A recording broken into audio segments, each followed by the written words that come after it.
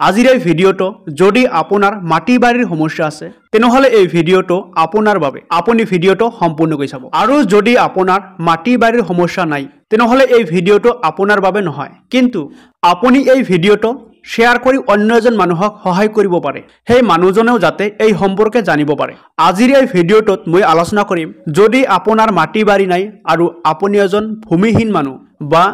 আপোনাৰ মাটি বাৰী আছে কিন্তু আপুনি নামজাৰি কৰিব পৰা নাই আপুনি পট্টা কৰিব পৰা নাই বিভিন্ন সমস্যা আছে আপুনি মাটি বহুদিনৰ পৰা দখল কৰি আছে কিন্তু আপুনি পট্টা কৰিব পৰা নাই এই সকলোবিলাক সমস্যা যাতে আপুনি সমাধান কৰিব পাৰে অতি সহজেই আৰু যাতে আপুনি কোনো ধৰণৰ দালালৰ ওচৰত যাব নালাগে তাৰ বাবে অসম চৰকাৰে এটা টল ফ্ৰী নম্বৰ মুকলি কৰিছে সেই নম্বৰটো মই আপোনাক সম্পূৰ্ণকৈ জনাম লগতে যদি আপোনাৰ ৰায়তী মাটি আছে ৰায়তী মাটি আৰু সেই মাটি যদি আপুনি পট্টা কৰিব বিচাৰিছে তেনেহলে কিন্তু আপোনাৰ নামটো ল্যান্ড বেংকৰ তালিকাত থাকিব লাগিব তেতিয়াহে আপুনি আপোনাৰ মাটিটো পট্টা কৰিব পাৰিব আপোনাৰ নামত আপুনি ল'ব পাৰিব সো আপোনাৰ নামটো ল্যান্ড বেংকৰ তালিকাত আছে নে নাই আপুনি কেনেকৈ চেক কৰিব মই আপোনাক এইটো ভিডিঅ'ত সম্পূৰ্ণকৈ দেখুৱাম কিন্তু আপুনি ভিডিঅ'টো সম্পূৰ্ণকৈ চাব লাগিব যিসকল মানুহে এতিয়ালৈকে এখন চৰকাৰী ঘৰ লাভ কৰা নাই তেওঁলোকে এখন চৰকাৰী ঘৰ কেনেকৈ লাভ কৰিব পাৰিব সেই সম্পৰ্কে মই এটা ভিডিঅ' আপলোড কৰিছো আৰু সেই ভিডিঅ'টো যদি আপুনি এতিয়ালৈকে চোৱা নাই এই ভিডিঅ'ৰ ডেসক্ৰিপচনত সেই লিংকটো দিয়া আছে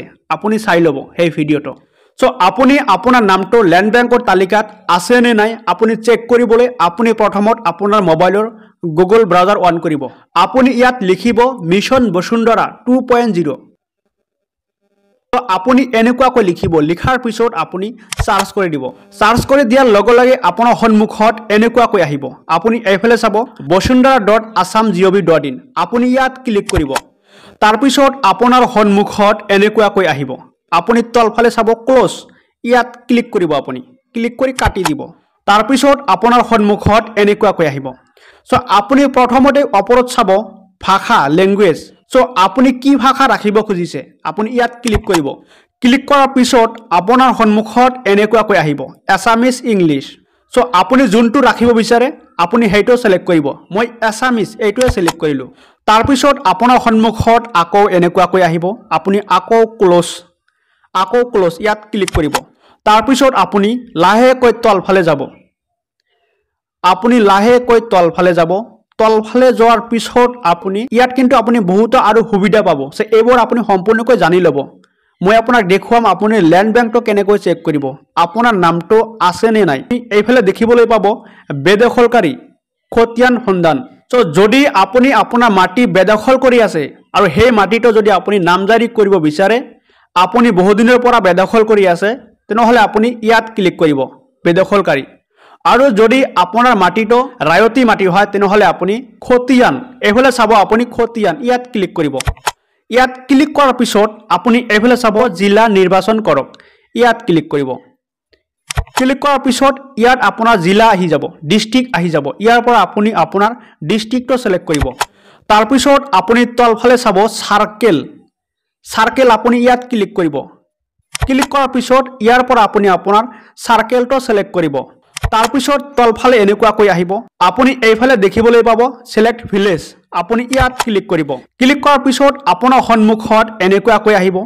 ইয়াৰ পৰা আপুনি আপোনাৰ ভিলেজটো সিলেক্ট কৰিব আপোনাৰ গাঁৱৰ নামটো আপুনি সিলেক্ট কৰিব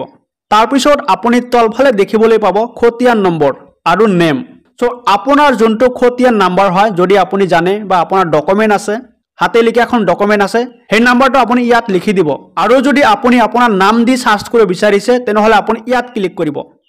ক্লিক কৰাৰ পিছত ইয়াত আপুনি আপোনাৰ নামটো লিখি দিব আপুনি আপোনাৰ নামটো লিখাৰ পিছত এফালে চাব আপুনি এটা ক্যাপচাৰ কোড আছে আপুনি এই কোডটো ইয়াত ফিল আপ কৰি দিব এই ক্যাপচাৰ কোডটো আপুনি ইয়াত ফিল আপ কৰাৰ পিছত সাৰ্চ ইয়াত ক্লিক কৰিব এনেকুৱাকৈ আপুনি আপোনাৰ নামটো চেক কৰিব পাৰিব আপোনাৰ নামটো আছে নে নাই তাৰ পিছত যিসকলৰ বিভিন্ন মাটি বাৰীৰ সমস্যা আছে বা মাটি নাই যিসকল ভূমিহীন আৰু যিসকলৰ ভূমি আছে কিন্তু নামজাৰি কৰিব পৰা নাই বিভিন্ন সমস্যা আছে তেওঁলোকে যাতে দালালৰ ওচৰত যাব নালাগে সেইবাবে অসম চৰকাৰে এটা টল ফ্ৰী নম্বৰ মুকলি কৰিছে আপুনি সেই নম্বৰত ফোন কৰি আপুনি যিকোনো সমস্যা আপুনি সমাধান কৰিব পাৰিব আৰু সেই টল ফ্ৰী নম্বৰটো হল মই আপোনাক জনাই আছো আপুনি লিখি ৰাখিব 1800345357 4 এই নম্বৰত ফোন কৰি আপুনি সকলো সমস্যা আপুনি তেওঁলোকক জনাব পাৰিব সো বন্ধু বান্ধৱীসকল এই ভিডিঅ'টো আপোনাৰ কেনেকুৱা লাগিছে আপুনি কিন্তু মোক কমেন্ট কৰি জনাব লগতে যদি এই ভিডিঅ'টো আপোনাৰ বিন্দুমাত্ৰ উপকাৰ হয় তেনহলে নিশ্চয় আপুনি মোৰ চেনেলটো সাবস্ক্ৰাইব কৰি এক্টিভ হৈ থাকিব